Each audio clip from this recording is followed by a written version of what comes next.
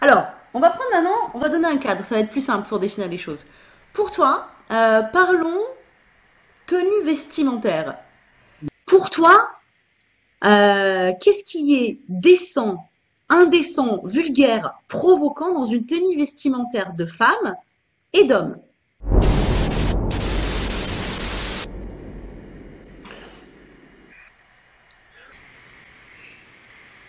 Alors, ok. Ok, on y va. Alors, c'est une excellente question. Je te remercie de me la reposer.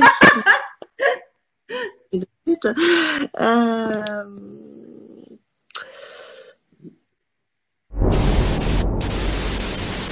Qu'est-ce qui, pour toi, serait une tenue vestimentaire de femme qui est décente, qui est indécente, qui est vulgaire, qui est provocante? Décente, c'est une jupe ou une robe bien taillée, des petites chaussures. Pour moi, dans une tenue, qu'elle soit une tenue d'homme ou de femme, il n'y a rien d'indécent. Enfin, euh, Le fait de ne pas se respecter. Excuse-moi, je vais tourner en boucle, hein, tu Ah, vas me mais il n'y a dire que pas je de me souci. répète, mais c'est le fait de ne pas se respecter. L'objet qui semble faire polémique en ce moment avec les cours de récréation, là, c'est les jupes courtes et les shorts. Je trouve qu'il y Ouais. a la quasi-totalité des femmes qui portent ça sans vulgarité, parce qu'elles ne font pas ça pour, je veux dire, inciter les gens à coucher, enfin, les hommes à coucher, ou les femmes d'ailleurs, voilà. Mais juste parce qu'elles sont bien comme ça, et puis parce que c'est dans l'air du temps, et voilà. Une femme qui, par exemple, va vouloir s'habiller de façon très très provocante. C'est quoi? Simplement Alors, pour. c'est quoi pour toi une Alors, tenue on va dire, provocante pour une femme? en disant. Je vais y arriver, hein, parce que Non, non, mais la force c'est est quoi avec une toi. tenue La force est avec toi, provocante? Charlie. De la décence ou de l'indécence des tenues des filles à l'école, ça c'est un truc qui m'horripile, ça, quand même, hein, ça. La J'ai tenue républicaine.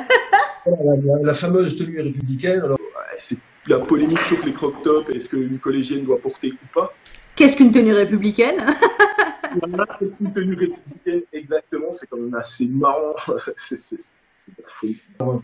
j'ai vu récemment une photo de classe des années 60 où les filles étaient encore séparées des garçons, puisque c'était une photo de classe que de filles, hein. Donc avec des couleurs passées, puis on sent que la photo est très très vieille, quoi. Et bon, il y a plein de filles qui ont des jupes carrément mini, quoi, c'est-à-dire qui sont vraiment à mi-cuisse, voire un peu plus haut, quoi, tu vois. Tout est dans le regard, tout est dans le regard de l'autre. c'est vraiment des notions. Comme je te dis, ça peut varier. Pour moi, ça peut varier d'une époque à l'autre. Donc ça me fait sourire, quoi. Je veux dire, quand je vois les tenues qui étaient considérées comme décentes ou indécentes à l'époque de ma mère, si tu veux, je me dis que je me dis presque on a régressé, qu'on a régressé aujourd'hui, si tu veux. Voilà, c'est rigolo cet inversement de tendance, là, voilà, où aujourd'hui, on sent que dès qu'on voit un genou, voilà, on tombe par terre. Je dirais une femme qui va laisser entrevoir ou laisser apparaître certaines parties de son intimité, qui va se dévoiler physiquement. Très Décolleté, longueur de jupe, transparence, j'en passe et des meilleurs. Mais qui n'est pas en adéquation avec ça. Qui va le faire pour répondre à certains critères sociétaux ou pour répondre à certaines attentes de son ou sa partenaire. Ouais. Donc qui le fait pas pour elle. Ouais. C'est vulgaire. Tout est dans le regard, tout est dans le regard de l'autre. Voilà, alors du coup, pour moi, cette fille n'était pas du tout provocante. Encore moins, c'était quoi le mot que tu disais tout à l'heure, Indécente, vulgaire. Voilà, vulgaire, pas du tout, parce qu'elle était tout à fait naturelle dans sa manière d'être et tout, et tu sentais très bien qu'elle cherchait absolument rien de rien, quoi. Si ce n'est que l'été, ben oui, c'est mieux d'avoir un short qu'un jean, voilà. Tout est dans le regard, tout est dans le regard de l'autre. C'est pas la tenue qui compte. Ah, Pour moi, c'est l'attitude. Je suis allé récemment à une soirée BDSM organisée dans une ancienne chapelle. ouais. Donc, tu imagines bien le monde BDSM, tu vois ce que c'est. La personne que j'ai trouvée le plus intéressante du point de vue de la provocation, c'est quelqu'un qui n'avait pas prévu de venir et qui, au dernier moment, s'est fabriqué une espèce de costume de monial. Mais en fait, juste quasi robe de bure, une ficelle de shibari Oui. autour de la taille. Et donc, elle était à côté de gens, une femme avec des plateformes boots comme ça, le cuir, le sky, tout ce que tu veux, les griffes. Et c'était elle, pour moi, qui était la plus provocante. Des fois, il y a des, ensuite, puisque tu parlais des femmes, on va dire des femmes, mais c'est à peu près la même chose pour les hommes. Ouais. Des habits, disons, très couvrants, on va dire ça comme ça. Ouais. Mais des gens qui, pour leur attitude, peuvent être extrêmement vulgaires aussi. Vulgaire, pour moi, c'est un plombier qui se baisse, on lui voit l'arrêt des fesses. Ça, c'est vulgaire, tu vois. C'est pas forcément volontaire en plus. Non, mais c'est vulgaire, quoi.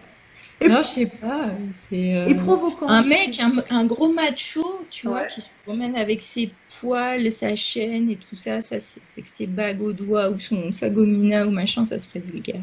D'accord. C'est trop, quoi. Oui, le vulgaire, c'est quand c'est trop, en fait. Ouais.